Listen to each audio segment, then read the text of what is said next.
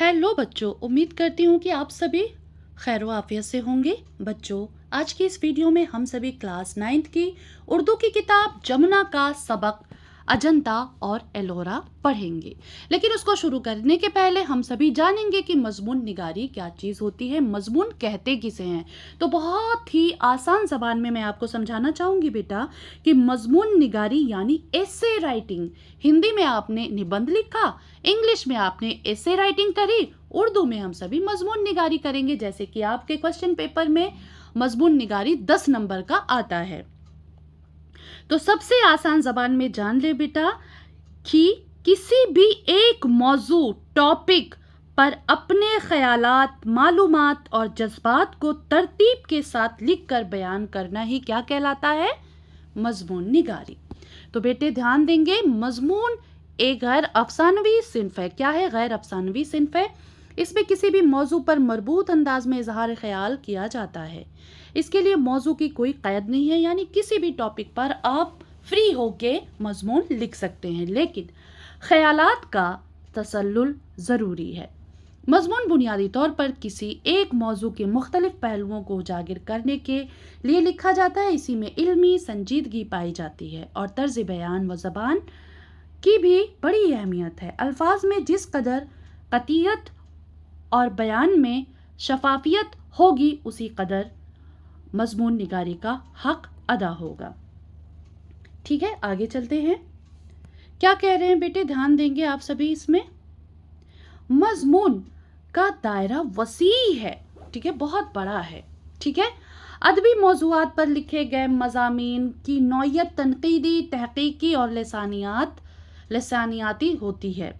गैर अदबी मौज़ूआत में मज़हब, फ़लसफ़ा, सवानी, समाज, सियासत, इक़्तिसादियात, सनअत व हरफत, तिजारत, ज़राअत, माहौलियात, आलूदगी, तिब यानी मेडिकल, सेहत, कानून और साइंस व टेक्नोलॉजी वगैरह के मुतालिक मालूमाती मज़ामीन शामिल है। जैसे कि आप सभी के एग्ज़ाम में भी देखिए बहुत चेंज कर के आते रहते हैं। इल्म की अहमियत, वक्त की अहमियत, वालिदैन की अहमियत, इस तरीके से टॉपिक चेंज कर के आते हैं। पूरे 10 नंबर के आप सभी मज़ामीन लिखते हैं एग्ज़ाम में। अब कह रहे हैं मजमून की कामयाबी का इन्हिसार रब्त व तरतीब व तंजीम की खूबी पर है। यानी कि आप जब बेटे किसी भी टॉपिक पर मजमून लिखते हैं तो शुरू से लेके आखिर तक एक रब्त होता है। ऐसे नहीं कि कभी कूद के यहाँ पहुँच गए, कभी वहाँ पहुँच गए, फिर कोई नया सेंटेंस जोड़ दिए। नहीं, एक रब्त होना चाहिए।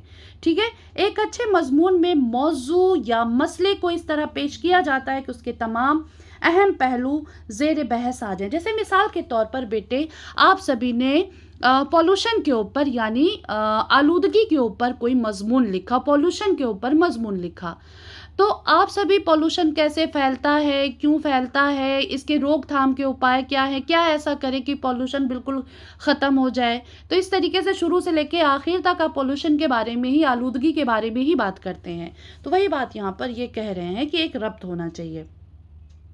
तमहीदी हिस्से में मौजू का ऐसा तारुफ कराया जाए, यानी जब हम किसी टॉपिक पर लिखना शुरू करते हैं तो डायरेक्ट उसकी अच्छाई और बुराई नहीं जाहिर करते, बल्कि एक इंट्रोडक्शन देते हैं, उसके बारे में थोड़ी सी बातें बताते हैं शुरू में, यानी शुरुआत करने के पहले तमहीदी हिस्से में मौजू का ऐसा तारुफ कराया जाता है जिससे उसकी अहमियत और लिखने वाले की मंशा पूरी तरह वाज़ेह हो जाती है। इसके बाद मंतकी तरतीब में संजीदा और मुदल्दल तरीके से अहम नुक्तों को सामने लाया जाता है। ठीक है, आगे चलते हैं। इंतशार से बचते हुए ज़रूरी वजाहत और सराहत के साथ बात पूरी की जाती है और किसी नतीजे पर पहुंचकर मजमून को ख़त्म कर दिया जाता है। उर्दू में मजमून निगारी का बाकायदा आगाज़ सर सैयद अहमद ख़ान से होती है। सर सैयद अहमद ख़ान कौन? जो अलीगढ़ मुस्लिम यूनिवर्सिटी के फाउंडर थे, उनकी बात हो रही है। मजमून निगारी का आगाज़ किसने किया था? सर सैयद अहमद ख़ान ने। उन्होंने इस सिन्फ को समाजी इस्लाह के एक वसीले के तौर पर इस्तेमाल किया। मोहम्मद हुसैन आज़ाद, अल्ताफ़ हुसैन हाली, शिबली नोमानी, नज़ीर अहमद, मीर नासिर अली, न्याज़ फ़तेहपुरी, रशीद अहमद सिद्दीकी, मिर्ज़ा फ़रहतुल्लाह बेग, महफूज़ अली बदायूनी, अबुल कलाम आज़ाद, ख्वाजा ग़ुलाम सैयदैन, रशीद जहाँ सैयद एहतशाम हुसैन, आले अहमद सुरूर, कलीमुद्दीन अहमद, शमशुर रहमान फारूकी, गोपी चंद नारक वगैरह उर्दू के अहम मजमून निगार हैं। इन्हें आप अच्छे से याद कर लेंगे क्योंकि एग्जाम में ये पूछा जा सकता है कि किन्हीं 2 अहम मजमून निगारों के नाम लिखें या किन्हीं 4 के लिखें, तो 4-5 बेटे अच्छे से याद कर लेना। फर्स्ट तो ज़रूर लिखना सर सैयद अहमद खां को। चलिए, एलोरा और अजंता और एलोरा सबक शुरू करने के पहले हम सभी सैयद मुबारजुद्दीन साहब के बारे में हम सभी जानेंगे, जिनका निकनेम जो था रिफत था। ठीक है, ध्यान दें। सैयद मुबारजुद्दीन रिफत हैदराबाद यानी दक्षिण दक्कन में पैदा हुए थे। ठीक है, इनके वालिद महकमा जंगलात में मुलाजिम थे, यानी फॉरेस्ट में ये क्या थे, मुलाजिम थे। उन्होंने 1936 में 10वीं का इम्तिहान पास किया, जामिया उस्मानिया से BA और MA फारसी की असनाद हासिल की। इसके बाद सिटी कॉलेज हैदराबाद में फारसी के उस्ताद की हैसियत से अपनी खदमात अंजाम दी। बाद में मैसूर के महारानी कॉलेज में प्रिंसिपल के तौर पे भी काम किया। सैयद मुबारजुद्दीन रिफत एक मुहक्किक, मुतरज्जिम और अदीब थे। क्या क्या थे बेटे? ये मुहक्किक थे, मुतरज्जिम थे और अदीब थे। उनकी तसानीफ में एक मशरक़ी कुतुबखाना, सालार जंग, म्यूज़ियम, मुकाम गालिब, मशाहिर की बीवियां वगैरह अहम शुमार की जाती है। ये सारी चीज़ें आप अच्छे से नोट कर लेंगे। किसके? सैयद मुबारजुद्दीन रिफत साहब की क्या क्या तसनीफ़ हैं बेटे? 1, 2, 4 याद कर लेना ज़रूर। चलिए अब हम आगे चलते हैं, चैप्टर की शुरुआत करते हैं बेटे। अजंता और एलोरा आप सभी ने हिस्ट्री में बहुत अच्छे से पढ़ा होगा, बहुत अच्छे से। तो चलिए हम शुरू करते हैं। आपने पहाड़ देखे होंगे, लेकिन ऐसे पहाड़ बहुत कम हैं जिनके अंदर उन्हें से तराशी हुई मूर्तियां हो और चारों तरफ तस्वीरें भी बनी हुई हों और उनकी शक्ल भी गार की सी हो। महाराष्ट्र में औरंगाबाद के करीब अजंता एलोरा के गार ऐसे हैं। ये कुदरती नहीं है बल्कि चट्टानों को काटकर बनाए गए हैं। ये कुदरती नहीं यानी अल्लाह ताला की तरफ से नहीं बनाए गए हैं, बल्कि इनको काट के छाट के तराश करके बनाया गया है। ये गार बहुत पुराने हैं, लेकिन देखने में तो ऐसे मालूम होता है कि इन्हें आज ही बनाया गया हो। बहुत कदीम ज़माने का है, लेकिन जब आप इसे देखेंगे तो लगेगा आज ही बना हुआ है। ठीक है बेटे, ध्यान दें, चैप्टर को बहुत अच्छे से ध्यान से सुनिएगा। अगर इस चैप्टर का खुलासा आया तो आप इजली आराम से लिख लोगे, और खुलासा पूरे के पूरे 5 नंबर का आता है, ध्यान रहे। अजंता के गार बड़ी खूबसूरत जगह पर हैं। यहाँ कुदरती आबशार हैं। यहाँ एक पुरफज़ा वादी में ये गार चट्टानों को तराश कर बनाए गए हैं। ध्यान देंगे आप सभी, किसको बनाए गए हैं? उसको, चट्टानों को काट कर। तो बेटे क्या कहा जा रहा है कि यहाँ एक पुरफज़ा वादी में गार चट्टानों को तराश करके बनाए गए हैं। ध्यान रहे, यहाँ पे आबशार आया है बेटा। आबशार यानी कुदरती झरने जो होते हैं, जो अपने आप से झरने कुदरत ने बनाए हैं, उसकी बात हो रही है। बहुत ही खूबसूरत दिखाई देते हैं। इन इलाकों में बड़े बड़े राजाओं ने इस काम के लिए बेहतरीन फनकारों को जमा किया। किसको जमा किया? फनकारों को इन्होंने जमा किया। ठीक है, ये गार बुद्ध मत के मानने वालों ने बनाए थे। ये ध्यान रखना, ये सवाल आपसे पूछा जा सकता है कि अजंता और एलोरा चट्टानों को, गारों को बनाने वाले किस मजहब से ताल्लुक़ रखते थे? तो बेटा ये बुद्ध मत के मानने वालों ने ही बनाए थे। उन्होंने अपने मजहब से सच्ची मोहब्बत थी और उन्होंने ये काम दिलो जान से किया।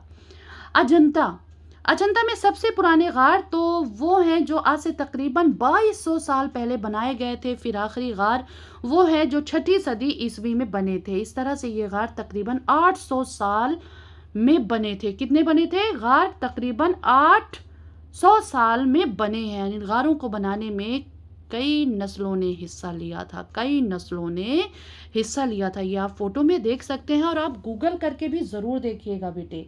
ठीक है, कि ये अजंता एलोरा कैसा है, या फिर जब आप कभी बड़े होंगे तो ज़रूर जाइएगा घूमने यहाँ पे। ठीक है, वैसे आप गूगल करके भी देख सकते हैं। ठीक है, एक वसी हाल में महात्मा बुद्ध का एक बड़ा मुजस्समा बेटा बोलते हैं मूर्ति को, स्टेचू को बोलते हैं। दीवारों पर महात्मा बुद्ध के पिछले जन्मों की कहानियाँ तस्वीरों की ज़बानी बयान की गई हैं। छतों पर नाजुक नाजुक बेल बूटों के नक्श व निगार हैं। यहाँ एक स्तूपा है, स्तूप स्तूप बोलते हैं, जिसमें महात्मा बुद्ध का मुकद्दस बाल और चिता की राख महफूज है। किसकी? महात्मा बुद्ध की। यहाँ भिक्षु इबादत करते थे। कौन करते थे बेटा? भिक्षु इबादत करते थे। भिक्षु उसे बोलते हैं जो बुद्ध मत का दरवेश होता है, ठीक है, लाइक अ बाबा टाइप। साथ साथ तस्वीरें बनाने का काम भी करते थे। गारों में अंधेरा तो था ही, इसलिए तस्वीरें बनाने में खासी मुश्किल पेश आई। चुनांचा गार के मुंह में फौलाद के सैकल किए हुए बड़े बड़े आईने रख दिए जाते थे। क्या रख दिए जाते थे? आईने रख दिए जाते थे, ठीक है। सैकल बेटा, सिकल बोलते हैं पॉलिश सफाई करने वाले को। किसको बोलते हैं? सिकल। कहाँ गया ये? सिकल बोलते हैं पॉलिश या फिर सफाई करने को, ठीक है।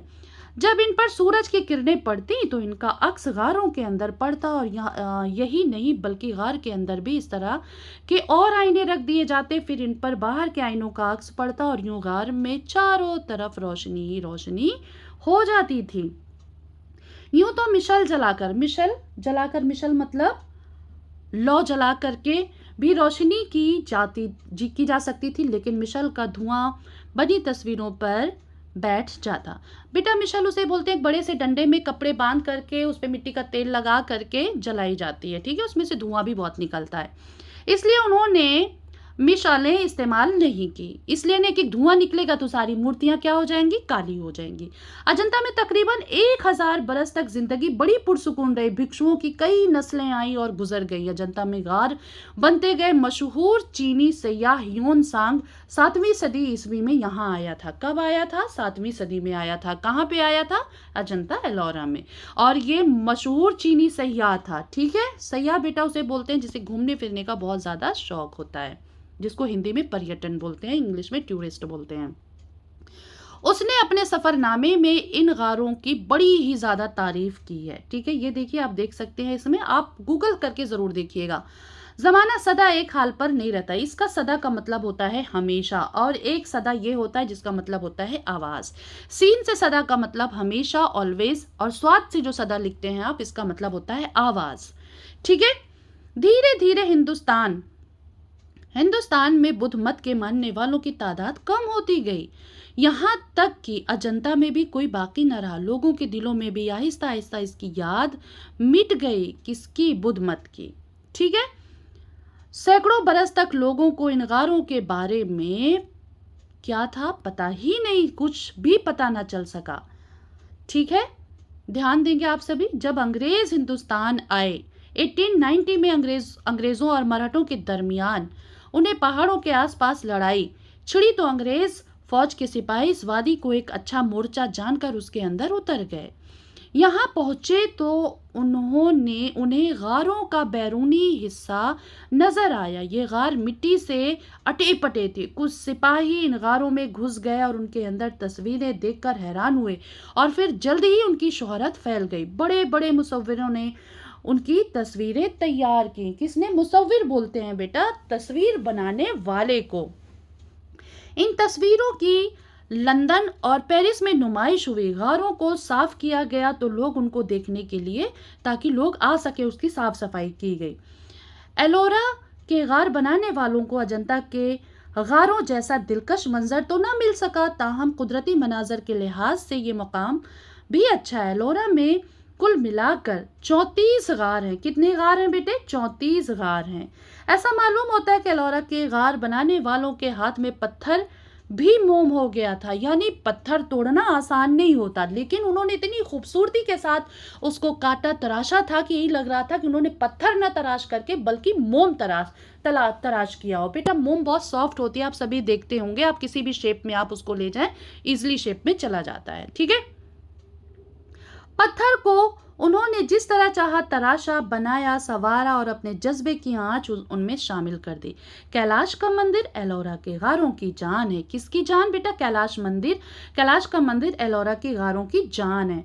ये मंदिर राष्ट्रकूट के राजा कृष्णा की सरपरस्ती में बना था, ठीक है। इसके पुरखों ने यहाँ एक मंदिर बनवाया था। राजा कृष्णा को ये बहुत पसंद आया। उन्होंने हुक्म दिया कि ऐसा मंदिर बनाया जाए चुनांचा एक बहुत बड़ी चट्टान काट कर उसमें कैलाश मंदिर बनाने में कोई 2 लाख टन पत्थर बाहर निकालना पड़ा। एलोरा के मंदिर भी कई बरसों में बन पाए। ये गार अजंता की तरह नजरों से ओझल तो नहीं हुए, लेकिन इनकी अहमियत खत्म हो गई थी। जगह जगह मूर्तियां टूट फूट गई थी, लेकिन महकमा आसार कदीमा ने इनकी तरफ तवज्जो की और अब इस जगह की रौनक भी बढ़ गई है। तो बेटे ये जो अभी आपने मजमून पढ़ा है, इसके राइटर मुसन्निफ कौन है बेटा? सैयद मुबारजुद्दीन रिफत। ठीक है, अब आप एक चीज़ ध्यान करिएगा, इसको जब आपने अच्छे से सुन लिया, समझ लिया ना, अब इसका खुलासा अगर एग्जाम में आता है तो आप इजिली अच्छे से लिख सकोगे और पूरे पूरे 5 नंबर बेटे हासिल कर सकोगे। अब देखिए यहाँ पर बेटा अल्फाज मायने है, अल्फाज मायने का आप स्क्रीनशॉट लेके अपनी कॉपी में ज़रूर नोट डाउन करेंगे और इसे याद ज़रूर करेंगे। ठीक है, चलिए ये देखिए कि अजंता एलोरा के गार कदीम चट्टान से बने हैं। कदीम मतलब बहुत पुराना बेटा। हिंदुस्तानी फ़न और फ़न तामीर की तारीख में एक यादगार कारनामा है। वो कदीम हिंदुस्तान की मजहबी, सकाफती और समाजी ज़िंदगी के बारे में अनमोल बसीरत फराहम करते हैं। नैज़ उनका कारीगर की जहानत और फ़नकाराना सलाहियतों का सबूत है, जिन्होंने ये दिलकश यादगारें तख्लीक की हैं। ठीक है बेटे, ये सारी चीज़ें हैं, आप इसे तो बच्चों आपने ये चैप्टर बहुत अच्छे से समझ लिया है। अब हम सभी करेंगे इसका सवाल जवाब। तो पहला ही सवाल है कि अजंता और एलोरा के गारों की इनफरादियत क्या है? तो इसका आंसर ये होगा कि ये गार ईंट या पत्थर जोड़कर नहीं बनाए गए हैं, बल्कि एक ठोस पहाड़ को तराश कर बेहद खूबसूरती के साथ बनाया गया है। दूसरा सवाल क्या है बेटे, ध्यान दें, गारों में रोशनी के इंतज़ाम के लिए कौन सी तकनीक अपनाई गई थी और क्यों? गार के अंदर गहरे अंधेरे हिस्सों को रोशन करने के लिए आईने रख दिए जाते थे, क्योंकि अंधेरे में मूर्तियों को तराश करके बनाना बड़ा मुश्किल होता था, तो इसलिए आईने रखते थे। फिर उन पर बाहर के आईनों का अक्स पड़ता था, तो गार में हर तरफ रोशनी हो जाती थी, ताकि संग तराश आसानी से बारीकी काम कर सकें। ठीक है, आगे चलते हैं। फिर कह रहे हैं बेटा, इन गारों की बाजियाफ्त कब और कैसे हुई? तो इन गारों की बाजियाफ्त 1819 में हुई, जब एक अंग्रेज फौजी अफसर घने जंगली इलाके में शिकार खेलने आया था, तो उसे झाड़ियों के पीछे एक गार का दहाना नजर आया था और उसे नजर आया था कि अरे ये तो बहुत ही ज़्यादा खूबसूरत है, अभी तक ये कैसे छुपा हुआ था, अंग्रेज जब भारत में आए थे। आगे चलें। फिर बेटे, गार बनाने वालों के हाथों में पत्थर भी मोम हो गया, जुमले की वजाहत कीजिए। कारीगरों ने अपनी शानदार महारत से सख्त तरीन पत्थरों को भी मोम की सी आसानी से तराश दिया। देखिए आसान जबान में क्या बता रही हूँ बेटा, जो पत्थर होता है ना, उसे तराशना काटना बहुत ही ज़्यादा टिपिकल होता है, बहुत ही ज़्यादा मुश्किल होता है, लेकिन इसके जस्ट उलट जब आप मोम को किसी शेप में ले जाते हो, कोई भी शेप में बनाते हो, तो बहुत इजीली, क्योंकि मोम बहुत सॉफ्ट होती है, बहुत इजीली उसे काट करके तराश करके बनाया जा सकता है पत्थर के मुकाबले में। तो यही बताया जा रहा है कि जो वहाँ की कारीगरी थी, मूर्तियों को देख के ऐसा लगता था कि पत्थर को तराशा न गया हो, बल्कि मोम को तराशा गया हो। ठीक है, अब ध्यान देंगे, आगे चलते हैं हम सभी। ये सवाल देखिए ध्यान से। ठीक है, अब मैं आपको क्वेश्चन पढ़ के बता रही हूँ, ध्यान से सुनेंगे आप सभी। दर्ज झेल जुमलों को गौर से पढ़िए। ये गार बहुत खूबसूरत है। इस जुमले में गार मुब्तदा है, पहाड़ बहुत पुराने हैं। खबर, इस जुमले में मुब्तदा और एक खबर हो तो वो जुमला मुफर्रिद जुमला कहलाता है। गार क्या है? मुब्तदा है। पुराना क्या है? खबर है। तो ऐसे 5 मुफर्रिद जुमले सबक से तलाश करके लिखे और बताइए कि जुमले में मुब्तदा क्या है और खबर क्या है। अब ये देखिए, अजंता के गार बहुत खूबसूरत है। अजंता क्या है? मुब्तदा है। खूबसूरत क्या है? खबर है। इस तरीके से आप इसको अलग अलग करेंगे। ठीक है, यहाँ पे लिखेंगे। पहाड़ की चट्टान बहुत सख्त होती है। पहाड़ क्या है? मुब्तदा है। सख्त क्या है? खबर है। कारीगर क्या है? मुब्तदा। मेहनती क्या है? मेहनती की स्पेलिंग रॉन्ग है बेटा, बट सही कर लेंगे आप सभी। ठीक है, मेहनती क्या है? खबर है। यानी बता रहा है कि कारीगर क्या है, मेहनती है, उसके बारे में खबर दे रहा है आपको मुब्तदा के बारे में। रास्ता बहुत आसान है। रास्ता क्या है? मुब्तदा है। आसान क्या है? खबर है। मौसम बहुत ख़राब है, मौसम क्या है, मुब्तदा है, ख़राब क्या है, ख़बर है। तो इस तरीके से यहाँ पे ख़बर, मौसम या जो भी मुब्तदा और ख़बर है इसको अलग करके छांट करके आप लिखेंगे। आगे चलें बेटा। अब देखिए ये, इसको भी ध्यान से, अभी मैं क्वेश्चन पढ़ रही हूँ, आप क्वेश्चन ध्यान से सुन लीजिए पहले। सबक में बेल बूटा लफ्ज़ आया है जो नक्श व निगार के मानी है, अल्फाज मतलब इस्तेमाल हुआ है, इसे मुरक्कब अल्फाज कहते हैं। यानी बेल बूटा दो अल्फाज मिले तो ये मुरक्कब अल्फाज हो गए। इन लफ्ज़ों को अलग अलग करके भी इस्तेमाल कर सकते हैं। मिसाल के तौर पर चांद तारे, ताजमहल। हम अपने हम जमातों जो आपके क्लास फेलोज़ हैं उनके साथ बातचीत कीजिए और नीचे दिए गए मुरक्कब अल्फाज को अलग अलग करके उनके जुमले बनाएं। जैसे अब देखिए पहला क्या है, कौसे कज़ा, जिसका मतलब होता है धनक, रेनबो। ठीक है, कौसे कज़ा क्या होता है, धनक, रेनबो को बोलते हैं।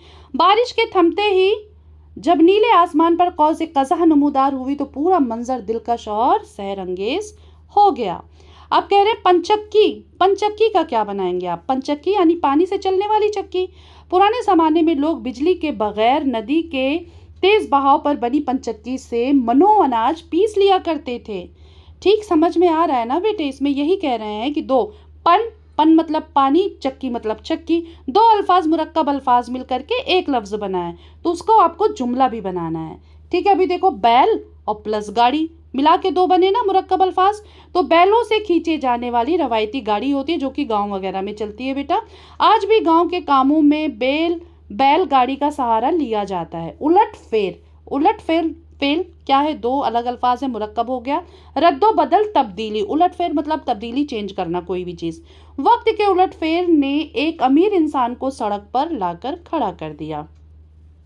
ठीक है, अब हम आगे चलते हैं बेटा। उम्मीद करती हूँ कि बहुत अच्छे से सब कुछ समझ में आ रहा होगा आप सबके। ठीक है, ध्यान दें आप सभी।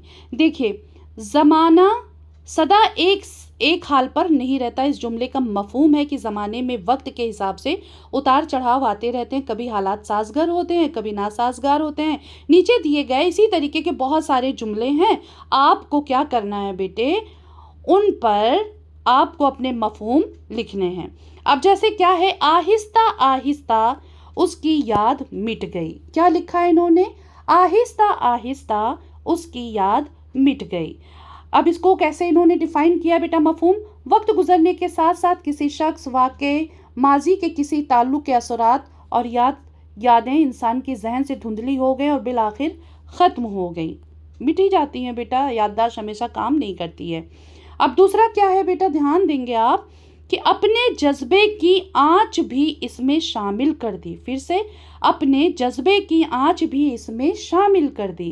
किसी काम को महज एक जिम्मेदारी समझकर नहीं बल्कि पूरे दिल, सच्ची मोहब्बत, जोश और गहरे लगाव के साथ करना चाहिए। अब क्या है, तीसरा क्या है, कैलाश मंदिर एलोरा के गारों की जान है। कैलाश मंदिर है जो कि एलोरा के गारों की जान है। कैलाश मंदिर एलोरा का सबसे शानदार, अहम और मरकजी हिस्सा है। अब चौथा क्या है बेटा, चौथे का सुन लीजिए पहले सेंटेंस। दीवारों पर महात्मा बुद्ध के पिछले जन्मों की कहानियां तस्वीरों की ज़बानी बयान की गई हैं। ठीक है, क्या बयान की गई हैं, तस्वीरें बयान की गई हैं। तो इसका आंसर होगा, ऐसी खूबसूरत तस्वीरें और खाके बनाए गए हैं जिन्हें देखकर महात्मा बुद्ध की पिछली जिंदगियों की कहानियां खुद ब खुद समझ में आ गई हैं। तो बेटे उम्मीद करती हूँ कि आप सभी को बहुत अच्छे से समझ में आ गया होगा। देखिए ये चीज़ क्या है बेटा, एक आपको पजल दिया गया है, यानी बॉक्सेस दिए गए हैं, उसमें बहुत सारे वर्ड्स हैं, लेटर्स हैं, उनको अरेंज करके आपको शब्द बनाना है। दर्ज झेल जदूल में से दिए गए हरूफ की मदद से गारों की तलाश करिए।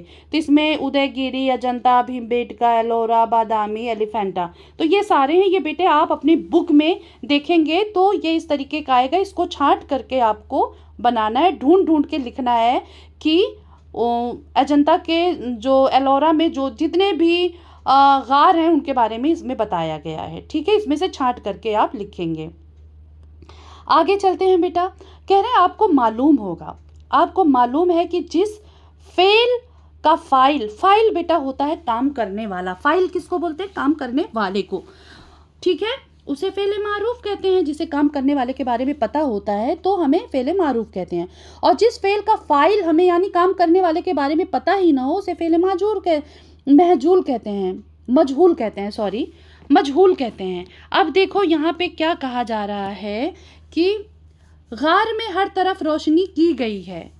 तो गार में रोशनी हर तरफ की गई है, किसने काम किया है हमें नहीं पता क्योंकि ये फ़ेल मारूफ है। अब कह रहे हैं इसको फ़ेल मजहूल है। ये जिसमें हमें काम करने वाले के बारे में नहीं पता होता वो फ़ेल मजहूल होता है। जैसे कह रहे हैं गार में हर तरफ रोशनी की गई है, नहीं पता किसने काम किया, किसने रोशनी करी, नहीं पता। तो अब इसको फ़ेल मारूफ में बदलना है तो आप लिखेंगे खादिमों ने गार में हर तरफ रोशनी की है। खादिमों ने गार में हर तरफ रोशनी की है।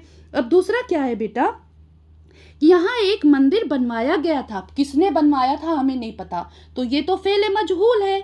ठीक है, क्या है, फ़ेल मजहूल है। अब इसको मारूफ में बदलना है तो राजा ने यहाँ एक मंदिर बनवाया था। ठीक है, उम्मीद करती हूँ समझ में आ रहा होगा। तस्वीरों की ज़बानी बयान की गई है, नहीं पता किसने बयान करी, इसकी किसने करी, तो मुसव्विर ने तस्वीरों की ज़बानी बयान करी। ये कुदरती नहीं है बल्कि चट्टानों को काट कर बनाए गए हैं। ये कुदरती नहीं बल्कि संग तराशों ने चट्टानों को काट कर इन्हें बनाया है। तो इस तरीके से फ़ेल मजहूल, बेटा फिर से सुन लो, फ़ेल मजहूल उसे बोलते हैं जिसके बारे में हमें नहीं पता कि काम किसने किया। कपड़े धुल गए, आटा गुथ गया, खाना पक के तैयार हो गया, किसने किया हमें नहीं पता है। लेकिन फ़ेल मारूफ में हमें काम करने वाले के बारे में सब कुछ पता होता है। उम्मीद करती हूँ कि आपको बहुत अच्छे से समझ में आ रहा होगा। अच्छा बेटे देखो ध्यान से, ये सभी आप सभी 3rd क्लास से पढ़ते चले आ रहे होंगे, कॉमन नाउन, प्रॉपर नाउन। ठीक है, इसमें खास यानी प्रॉपर नाउन। ठीक है, अजंता, हिंदुस्तान, महात्मा, बुद्ध, हिमालय पहाड़, ये सब एक खास नाम है किसी चीज़ का। ठीक है, तो ये इसमें खास है यानी प्रॉपर नाउन है।